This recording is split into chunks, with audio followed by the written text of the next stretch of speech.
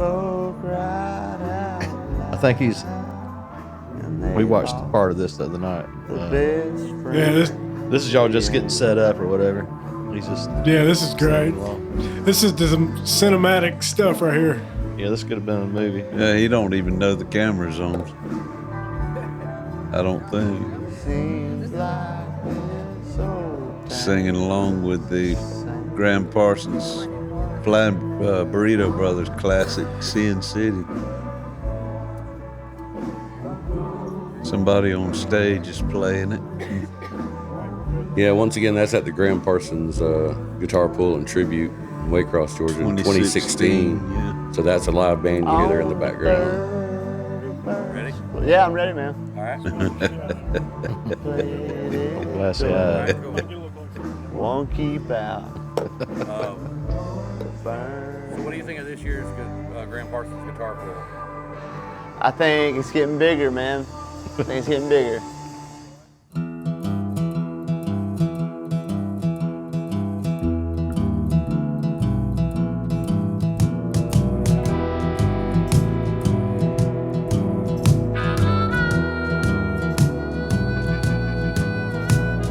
Something in the water taught me how to crawl. Something in the water taught me how to fall. Something in my Well, hey, folks, welcome to another Deep In. Deep In the deep. I'm Uncle Dave Griffin, along with Sean Clark right here. And this is our guest on this month's Deep In. Once again, welcome back, Jason Chancey. I'm habitual violator. Habitual line stepper. It's easy for you to say. So, part of my community service to do this. Yeah. Speaking of community service, you do a service to this community. Staying home most of the time. By all of your good ideas musically, your songwriter. I mean, that's proven out over the last episodes that we've had you on. But you do, you've done a lot of things in this area, from songwriting, bass playing, and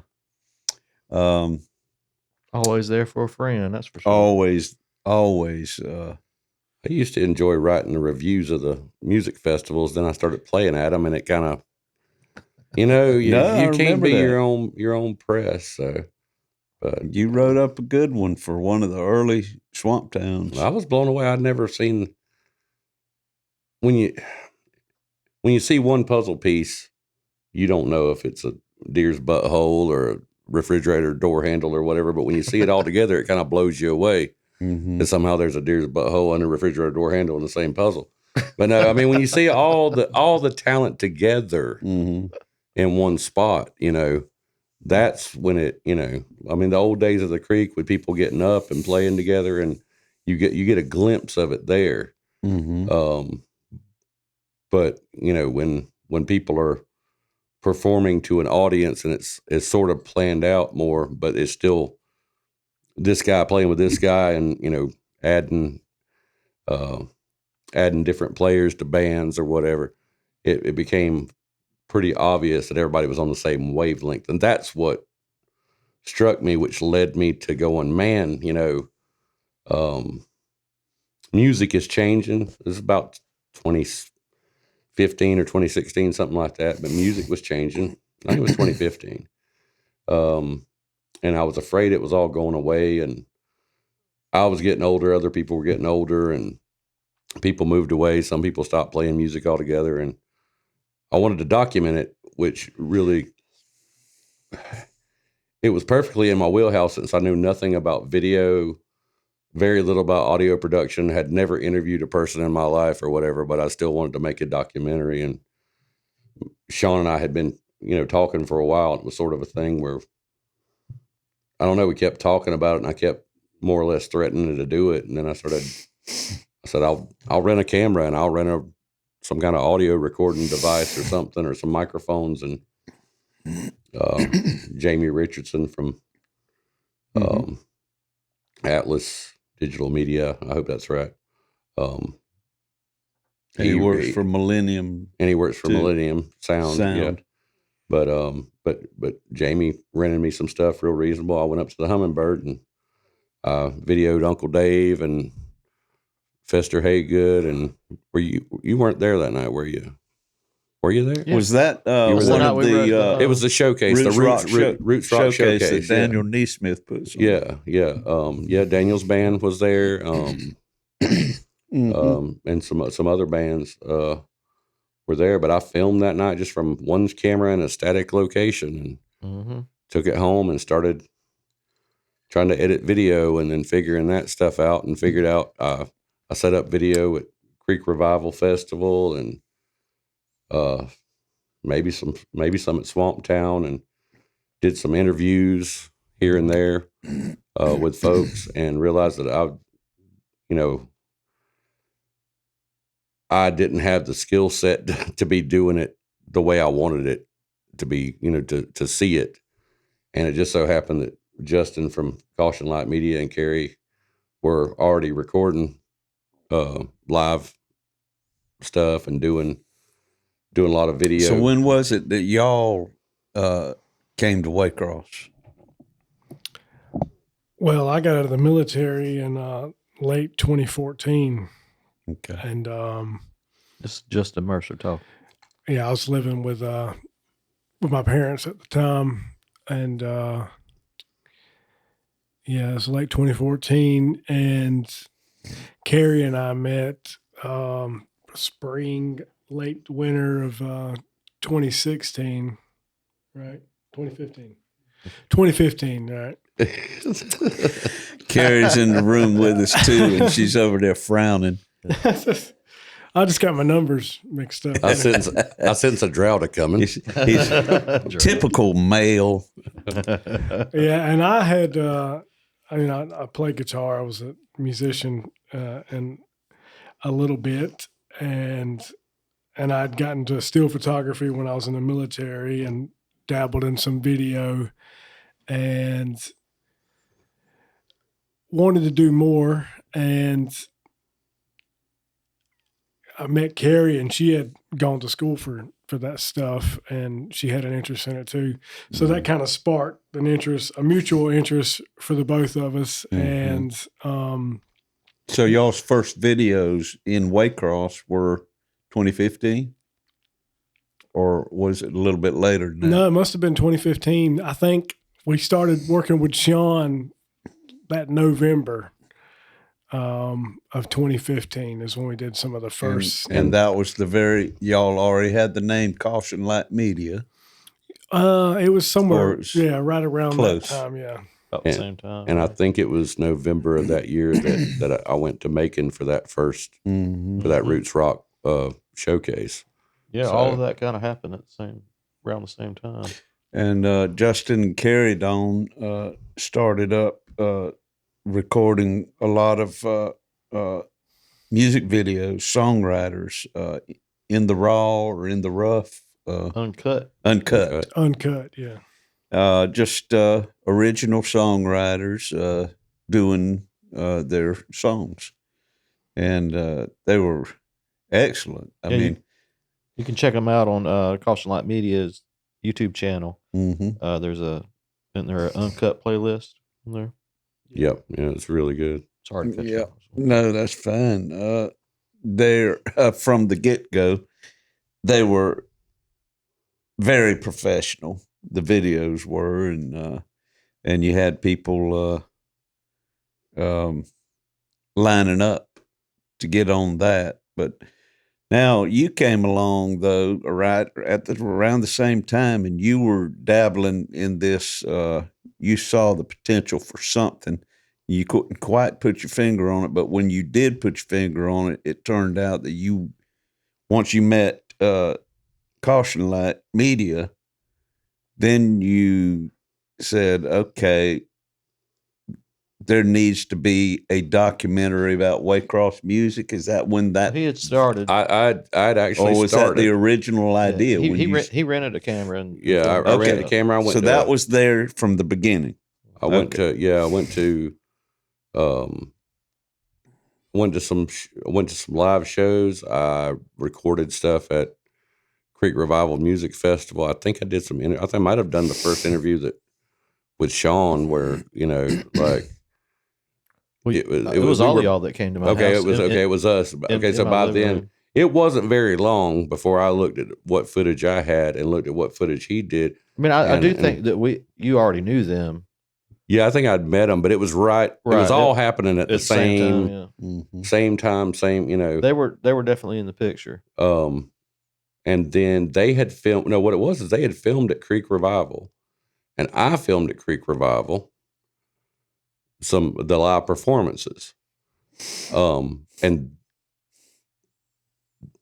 we wound up he wound up giving me some of his footage, and I used it with my footage, like a different angle of the same song. I got everything time coded and synced up, so where I was able to, instead of having one static view, which I had one camera, 2 cameras, and now I had 2 or sometimes 3, because she would be on the other side with the camera as well. They were running 2 cameras, I think, then.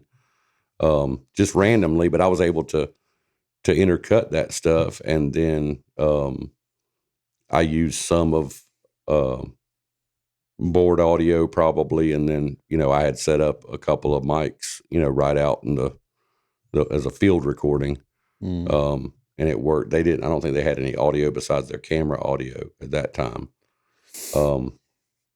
but when Caution Light Media first started recording some of these uncuts or live at the Creek or whatever, what I noticed was that visually, Justin had an eye for the picture matching the sound. In terms of, I think we rode around all day one time looking for locations, and we did. Was that Pale and Sporadic? Was that the one, or which one did we do down in that stairwell? And that was New Depression. New Depression. But he was like, in his head, he the song matched the setting, or the way that he filmed it, or where it started, and it would come into the person or whatever. That one started with a spider on the wall. Yeah. We're in a stairwell coming off the sidewalk, and he starts with a spider. So many of your videos start with bugs. Yeah. Yeah, the bug on your neck. You were out somewhere at the lake or somewhere, and a bug got on a big old roach. That was one of them pine tree roaches. That was Pale and Sporadic. Yeah. So I mean, it became very obvious to me that, like, with not having the skill set, plus this guy gets it. Like, he gets, like, it was all professional. It was all slick. It all looked good, but more importantly, raw, artistically, it captured a thing with, the feeling of the song, or if Sean would be playing live at the Creek and he would really get into the guitar, a lot of people would film just the hands strumming really fast, whereas Justin would make sure to catch that face that he makes when he does that intensity, that real intensity. Appreciate it. And that's what we were trying, that's what in my mind, that's what I was seeing in my mind, was that kind of stuff. So I was kind of like, man, I don't know what I'm doing. Do y'all want to do, y'all are doing y'all's thing, whatever. And, well, we try to make this thing, and then we did some filming, some interviews and some different things together, and there was never a problem with that. And then my life got real complicated, and I had to just drop the project, So the original Something in the Water documentary got dropped, and before we get too deep into it, originally there was we had, Sean and I were co-songwriters, and and part of a group project here in Waycross back in 2003 called the Newfanglers. It was a concept album that we put out based on a true story. And we had a lot of Waycross songwriters, musicians, and vocalists on there, along with some other folks, including Hank Williams Sr.'s steel guitar player, Don Helms, on there. So it was a great project. And there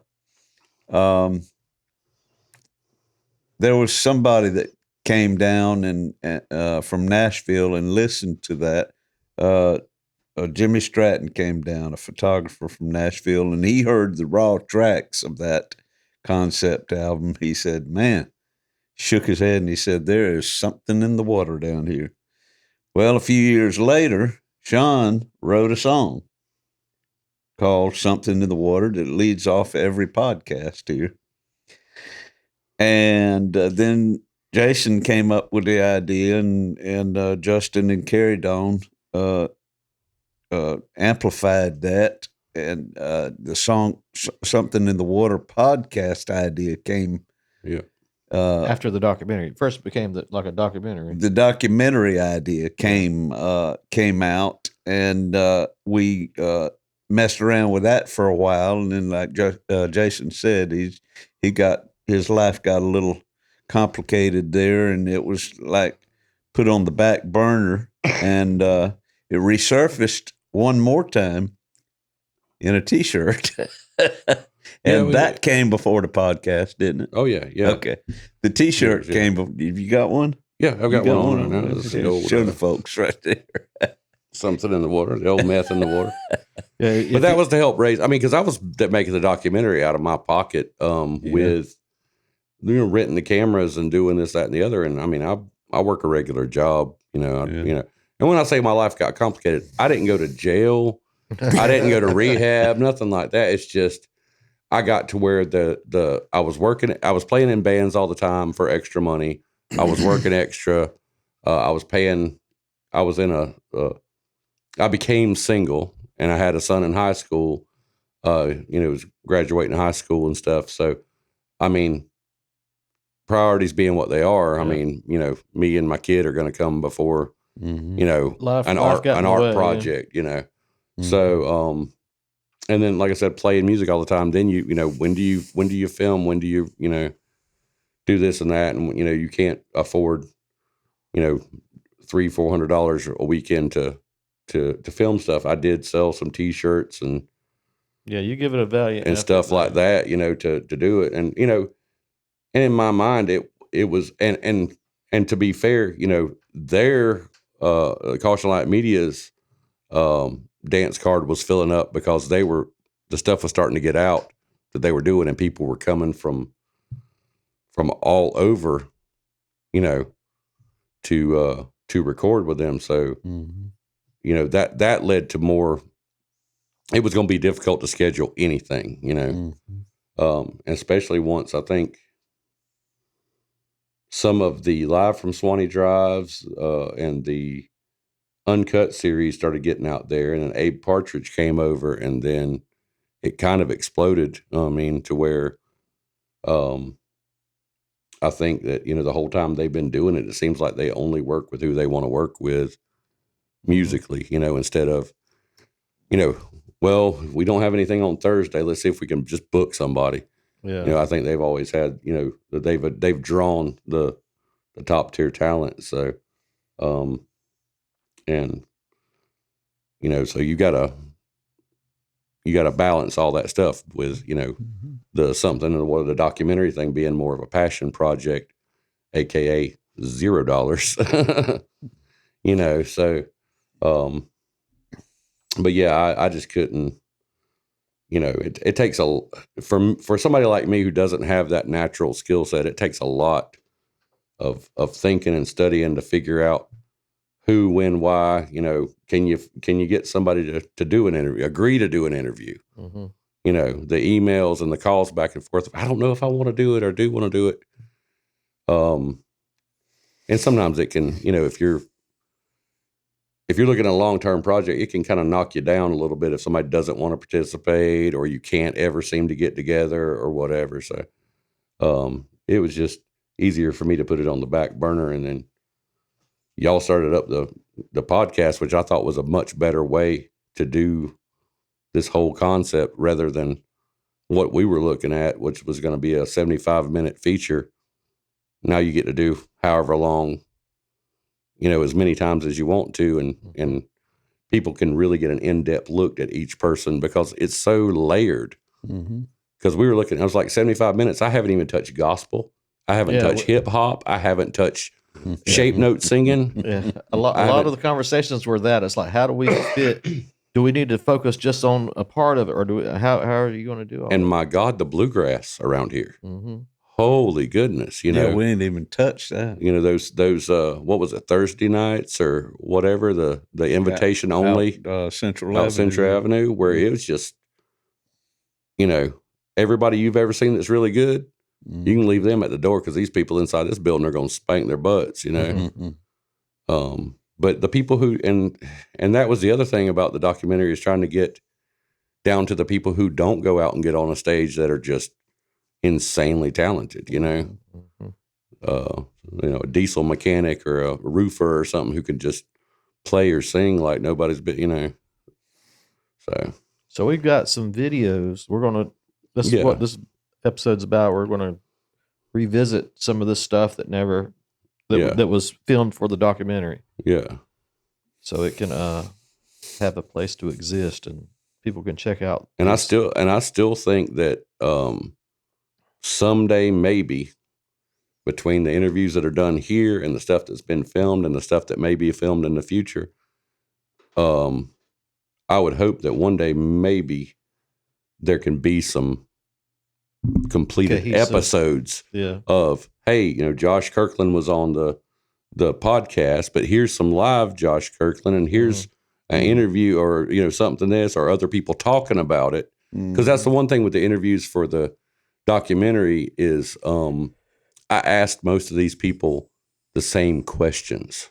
Yeah, and so you could tie it back together. That's what the concept was to tie it back together and tie it back to Waycross. Yeah. So I did have, and that's what I meant when I was talking about skill set and taking time, is like I really thought about like what's the most efficient use of Justin and Carrie Dawn's time to do this, because I'm one of those people that just doesn't. It's hard for me to spearhead a project because I don't have the most confidence in the world that I know how to guide it properly. But I did put a lot of time and effort into trying to figure out how to tie these threads together, because I look at it like I said, going to a festival and seeing all this together, it became, these threads are now a tapestry, and it's beautiful. I mean, it's really, the love of music brings all of these people together. So anyways, that's my spiel on it. So, well, and gets back to my first point that you have been big in our community as far as all that goes, and we all appreciate it too. Same holds true for Caution Light Media. They've been very, very giving and supportive of since the beginning, and I'm sure they hadn't made a whole lot of money doing all of this, but their love of the music stands out pretty strong, and you can see all of that in the videos. But we appreciate all of that as musicians and songwriters ourselves. That's huge to us. And you come at it from both sides. I mean, but it's great. So now, folks, we're going to watch some never before seen footage, unedited of the some interviews.